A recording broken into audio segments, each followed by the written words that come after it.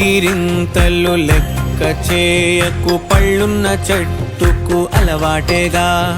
కలత చందకు చందమామకే ఏటేట చవితికి నిందలేగా. ఓటమన్నది గురువు కదరా, ఓర్పుతో నువ్వు గెలవవా. రేపుకే దిక్సూచి నిన్న రెక్కలే చుక్కానిరా. నీరు నేల ఆకాశం నీపై చూపెను పాశం. దారే తప్పిన పాదాలు గాడిన పడితే సంతోషం. తరతరాల చెమట చుక్కలు లాల పోసెను భూమికే.